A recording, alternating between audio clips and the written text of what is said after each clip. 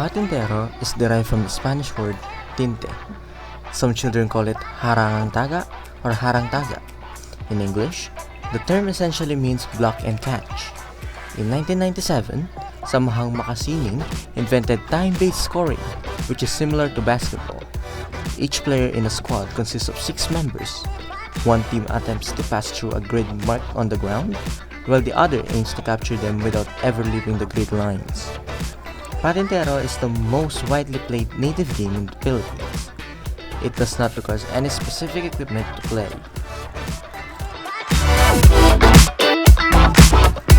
To play the game, all you need is a stick when playing on the ground or a chalk when playing on a concrete to draw the lines, a scoreboard which is used to keep track of the points, a whistle, and a stopwatch which are used to keep track of when the game begins and ends.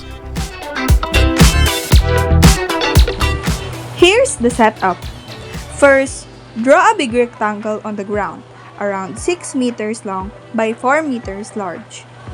Second, trace 3 extra lines in the rectangle to divide it in 6 parts. Third, split the players in 2 teams with an equal number of players each team. Each team consists 2 to 6 players. Fourth, one team will start as the passers and the other team as the guards. You can decide that by tossing a coin, doing rock, paper, scissors, or using any other method. And lastly, each guard does not stand on the line of the rectangle. They are only allowed to move on their line and must always keep his 2 feet on it. The guard on the first line is the team leader and has the right to also move on the central line crossing the rectangle. Pero mechanics. Teams doing either rock, paper, scissors or by a coin toss. The passers position themselves at the starting point. The guards stand on the line, and there should be a guard or 2 assigned on each of the crosswise lines. Guards are allowed to move along their respective areas. The game starts with the second line, except for the team leader. The team leader positions himself or herself on the first line. He or she moves both along the crosswise and lengthwise lines. Guards are not allowed to step into the squares.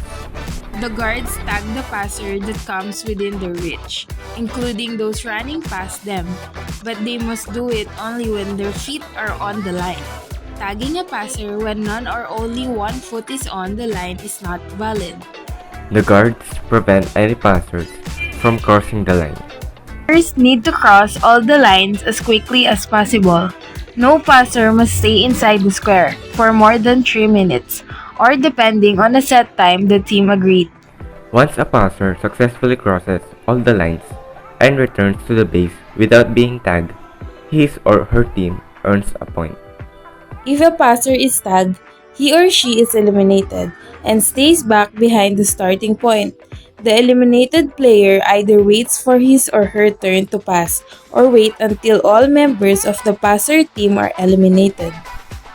Once all the passers are eliminated, their team becomes the guards, and the game continues with the 2 teams exchanging roles.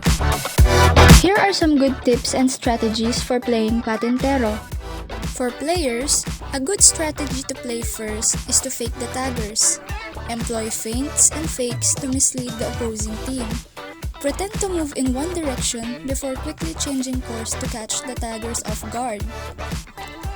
Second is blockades. Taggers can work together to create blockades by strategically positioning themselves to cover multiple paths. Third, predict moves. Anticipate the movements of the opposing team based on their previous actions and patterns. Fourth is bait and switch. Work with your teammates to bait taggers into committing to a particular path before quickly changing direction or passing the tagger to a teammate. This can create openings for teammates to advance while the taggers are focused elsewhere. Fifth, communicate. Effective communication between team members is crucial. Players should constantly update each other on their positions, the movement of the opposing team, and any opportunities or threats on the grid. And lastly, teamwork. Work together as a team to coordinate movements and outmaneuver the opposing team. Use strategies such as decoys to distract the taggers and create openings for teammates to advance.